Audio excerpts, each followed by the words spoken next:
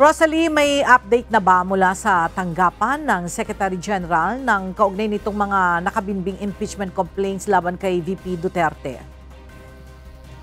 Ella, mula noong Lunes hanggang ngayong araw ng Huwebes, walang pahayag ang tanggapan ni House Secretary General Reginald Velasco kaugnay ng mga tanong ng media sa kahihinatnan ng impeachment complaints laban kay Vice President Sara Duterte.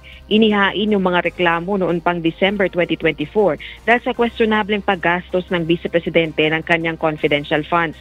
Kaya naman nagdududa na si House Deputy Minority Leader, ACT Teachers Party List Representative Franz Castro, kung meron pa bang ika-4 na impeachment complaint. Yan kasi ang idinadahilan ni House Secretary General Velasco kung bakit hindi pa niya na itatransmit yung impeachment complaints na nakabinbin sa kanyang tanggapan sa opisina ni Speaker Martin Romualdez. Isa si Congresswoman Castro sa nag-endorso ng ikalawang impeachment complaint. Pakinggan natin ang pahayag ng kongresista. Medyo matagal-tagal na rin ang ganyang pronouncement, no? Hindi natin alam kung totoo nga ba yan o hindi. Wala akong nakikita signal dito sa mga kasamahan namin dito sa House of Representatives, kahit tanungin mo sila, wala silang alam. Dagdag pa ng kongresista, walang sino mang lumalapit sa kanya para humingi ng suporta sa sinasabing ika-4 na impeachment complaint. Tatawagan din niya ngayong araw ang House Secretary General kaugnay ng mga nakabinbing reklamo.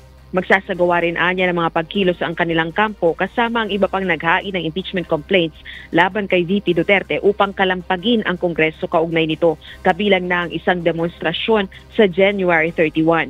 Samantala, pinabulaanan naman ni Congresswoman Castro ang aligasyong ginagamit nila ang issue ng impeachment bilang propaganda sa paparating na halalan. Whether may election yan o wala, talagang prinsipyo namin itong accountability and transparency kahit na sino pa yan nandiyan, no? Kaya hindi totoo na ginagamit namin ito na dahil sa election. Lamang 5 araw na may plenary session ang House of Representatives bago muling mag-adjourn sa February 7. Balik sa iyo, Ella. Maraming salamat, Rosalie Coz.